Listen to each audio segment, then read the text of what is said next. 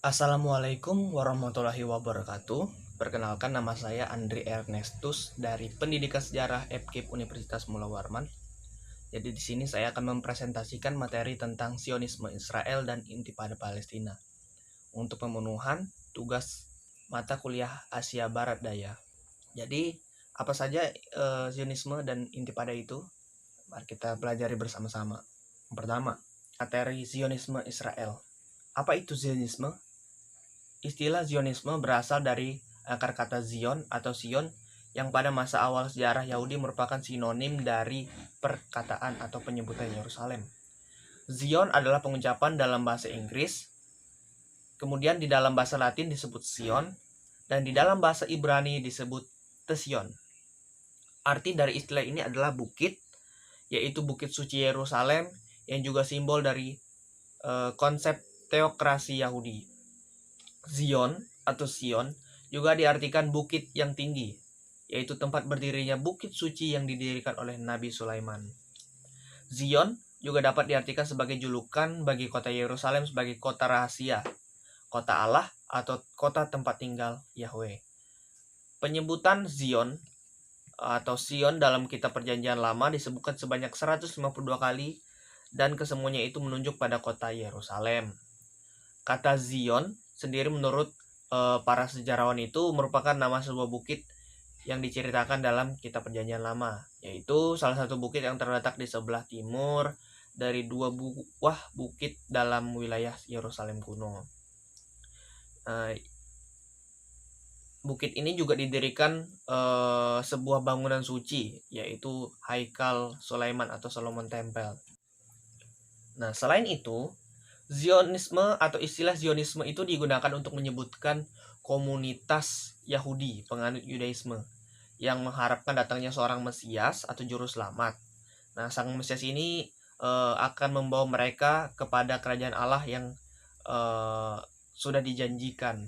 Nah, dari istilah ini kemudian nama Zionisme itu digunakan sebagai sebuah gerakan politik bangsa Yahudi.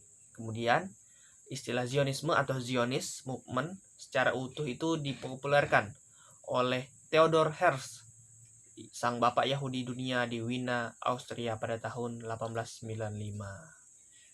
Kemudian, apa saja latar belakang munculnya Zionisme? Nah, latar belakang munculnya gerakan Zionisme ini disebabkan oleh hak sosial, politik, ekonomi, budaya, dan agama mereka yang ditindas ketika mereka terpaksa hidup diaspora di dalam beberapa negara. Nah, dari sini mereka kemudian muncul kesadaran orang-orang Yahudi untuk yang hidup di berbagai negara itu untuk mengakhiri penderitaan mereka dan kembali ke negeri leluhur mereka di Palestina.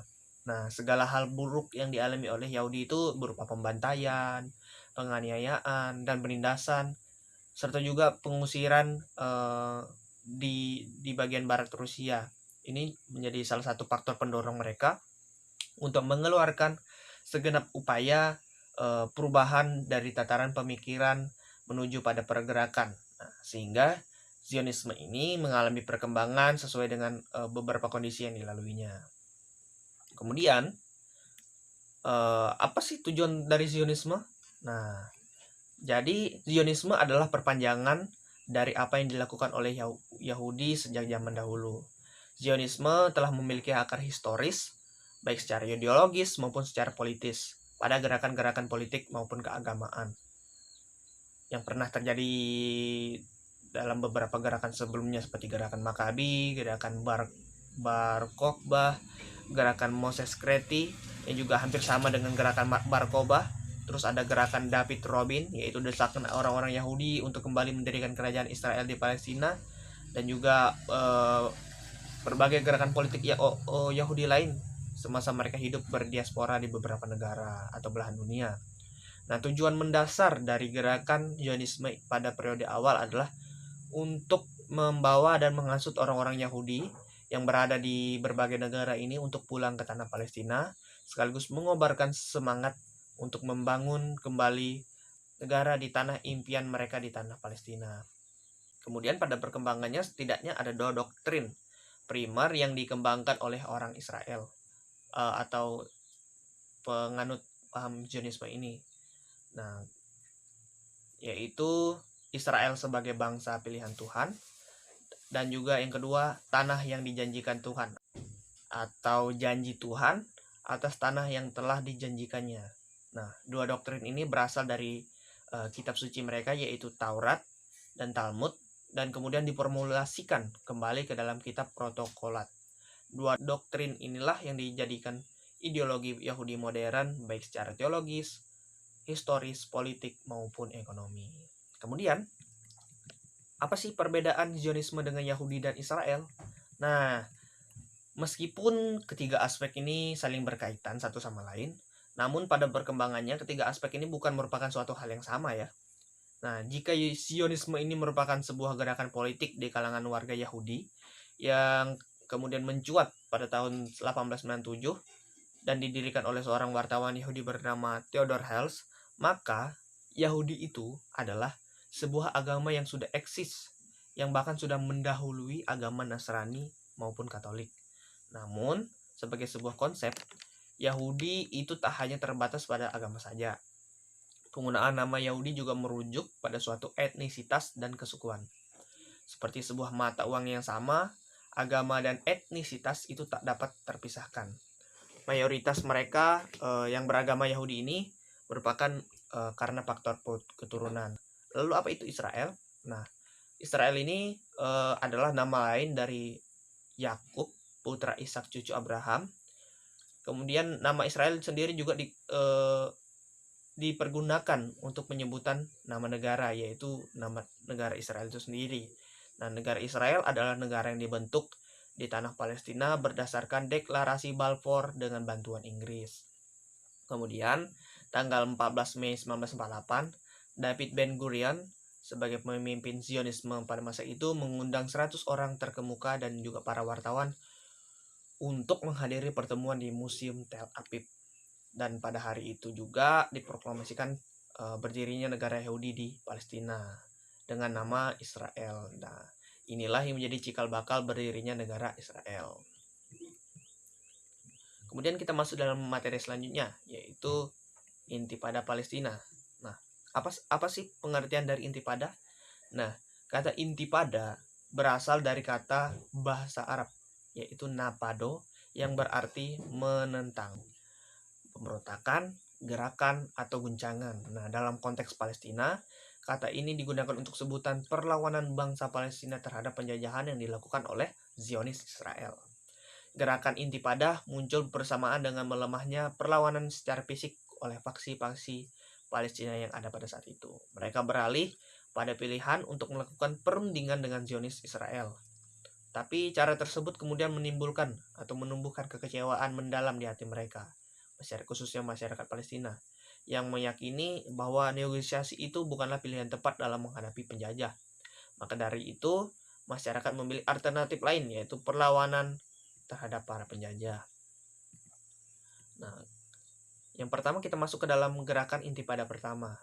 Intifada pertama itu terjadi pada akhir 1980-an, tepatnya pada tahun 1987. Saat itu, perlawanan mereka diyakini muncul secara spontan dan kemudian berkelanjutan. Salah satu pemicunya adalah waktu itu ada seorang warga Israel yang menabrak mobil. Mobil itu membawa 4 pekerja Palestina di kamp pengungsi Jabalia di jalur Gaza. Kemudian keempatnya tewas, dan hal ini pun mengundang reaksi keras dari warga Palestina untuk melakukan demonstrasi. Nah, tak hanya itu, ratusan warga juga melakukan tindakan kekerasan hingga boikot massal dan penolakan bekerja di Israel, sehingga kerusuhan pun terjadi. Kemudian hubungan Israel dan Palestina itu semakin memburuk. Kemudian Intifada pertama ini berlangsung selama 6 tahun dan menyebabkan banyak jatuhnya korban jiwa. Kemudian Intifada pertama berakhir hampir bersamaan dengan Perang Teluk pada tahun 1991. Yasser Arafat yang saat itu menjadi pemimpin pergerakan politik Palestina merasa mereka telah kalah. Kemudian ia bersedia terlibat dalam proses perjanjian damai di Madrid dan Oslo. Pada tahun 1993, Yasser Arafat akhirnya mengakui hak Israel untuk mendirikan negara. Kemudian tensi dari Israel dan Palestina pun perlahan menurun. Selanjutnya kita masuk dalam gerakan Intifada kedua. Nah, pada awal 2000-an Intifada kedua muncul kembali. Nah, proses negosiasi yang sudah dilakukan akhirnya runtuh karena dipicu oleh kunjungan politikus Israel yaitu Ariel Sharon ke Masjid Al-Aqsa. Kunjungan itu menuai berbagai protes karena Al-Aqsa dipandang oleh kaum muslim sebagai salah satu situs tersuci di dunia. Mereka menilai langkah tersebut sangat provokatif. Nah, padahal di saat yang sama sebenarnya Yasser Arafat dan Perdana Menteri Israel Ehud Barak waktu itu tengah mengupayakan perdamaian di Camp David. Tak sedikit yang meyakini sebenarnya rasa tak saling percaya antara kedua belah pihak itu sangat tinggi, sehingga insiden sekecil apapun sangat berpotensi menciptakan konflik yang besar. Intifada kedua ini terbilang jauh lebih berdarah daripada yang pertama. Saat warga Palestina melakukan serangkaian demonstrasi, militer Israel merespon dengan menembaki mereka. Kemudian ketika Intifada kedua berakhir pada tahun 2005, diketahui banyak ribuan orang tewas dari kedua belah pihak. Nah, Intifada ini berlangsung sejak tahun 2000 sampai 2005. Pada tahun 2002, Dewan Keamanan PBB meloloskan resolusi 1397 yang berisi usulan two-state solution. Nah, pada tahun 2003, Israel mengepung markas Arafat dan menghancurkan sebagian besar markasnya. Arafat kemudian juga dikurung selama 2 tahun di bawah otoritas Israel. Nah, kemudian pada tahun 2005, Mahmud Abbas terpilih sebagai pengganti Arafat. Dalam pidatonya, Mahmud Abbas meminta gencatan senjata antara kedua belah pihak. Kemudian, Mahmud Abbas dan Ariel Sharon, Perdana Menteri Israel yang baru, mengadakan pertemuan pertama dan juga sekaligus menyatakan berakhirnya perlawanan Intifada kedua. Jadi mungkin itu saja presentasi dari saya. Kurang lebihnya saya mohon maaf jika ada kata-kata yang tidak berkenan, saya minta maaf. Kita saya ucapkan terima kasih. Assalamualaikum warahmatullahi wabarakatuh.